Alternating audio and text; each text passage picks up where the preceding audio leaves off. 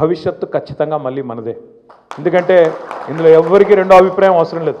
అప్పుడప్పుడు చీకటిని చూస్తేనే వెలుగు విలువ తెలుస్తుంది, గాడిదని చూస్తేనే గుర్రం విలువ కూడా తెలుస్తుంది ప్రజలకు కూడా. అందుకే ఈ సంవత్సర కాలం కాంగ్రెస్ పరిపాలన చూసిన తర్వాత వాళ్ళ గ్రామాలలో రైతులు బాధపడుతూ ఉన్నారు, గ్రామాలలో మహిళలు బాధపడుతూ ఉన్నారు. పిల్లలు 2 లక్షల ఉద్యోగాలు అని చెప్పి రాహుల్ గాంధీ బొంకితే నమ్మి ఓటేసిన పిల్లలు వాళ్ళు బాధపడుతూ ఉన్నారు. ఇంకా ఏ వర్గం చివరికి పెద్ద మనుషులు, వయసు మళ్ళిన పెద్ద మనుషులు పెన్షన్ తీసుకునేవాళ్ళు, వాళ్ళది కూడా 2 నెలలు పెన్షన్ కొట్టిన ప్రభుత్వం దుర్మార్గ ప్రభుత్వం ఈ ప్రభుత్వం. కాబట్టి ఏ ఒక్క వర్గం కానీ ఏ ఒక్క మనిషి కానీ వాళ్ళ తెలంగాణలో కాంగ్రెస్ పరిపాలన వల్ల సంతోషంగా ఉన్నవాళ్ళు లేరు. వాళ్ళ ముందు తీసుకెళ్ళిపోయి ఒక గొట్టం పెడితే చాలు, అసలు అవతల ప్రభుత్వం ఉంది, మంత్రులు ఉన్నారు, ముఖ్యమంత్రులు ఉన్నారు అనే భయం కూడా లేకుండా ఇవాళ గర్జిస్తూ ఉన్నారు ప్రజలు సంవత్సరం తిరగకుండా. నేను మొన్న చేవెళ్ళ నియోజకవర్గం పోయినా, అక్కడ ఒక మహిళ చెన్నమ్మ అని, నాకు నిజంగా నాకే ఆశ్చర్యం అనిపించింది, ఇట్లా కూడా అంటారని. నేను అడిగిన, అమ్మ నీకు ఎంత ఉందమ్మా పొలం అన్న, 4 ఎకరాలు ఉంది అన్నది. రుణమాఫీ అయ్యిందా అని అడిగా, 54,000 ఉందండి కాలేదు అన్నది. మరి రైతు బంధు పడిందా అన్న, రాలేదు. తులం బంగారం వచ్చిందా, రాలేదు. 2,500 వచ్చినాయా, రాలేదు. ఏం చేద్దాం మరి అన్న. ఒక్క క్షణం కూడా సంకోచించకుండా ఆమెమన్నా తెలుసా, పుల్ల గీసి అంటుపెట్టాలి అన్నది. పుల్ల గీసి అంటుపెట్టాలా, ఈ ప్రభుత్వాన్ని తగలబెట్టాలా అన్నది.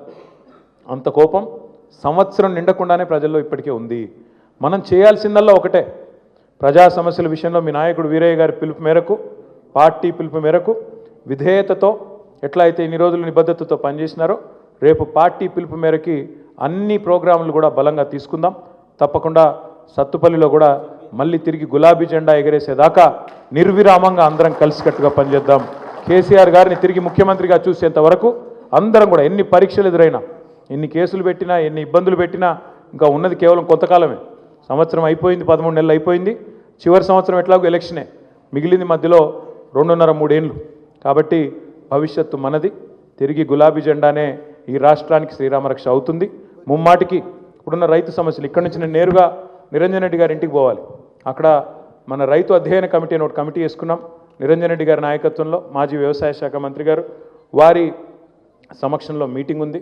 అందుకే నేను ఎక్కువ కాలం మీతో గడపలేకపోతా ఉన్నాను.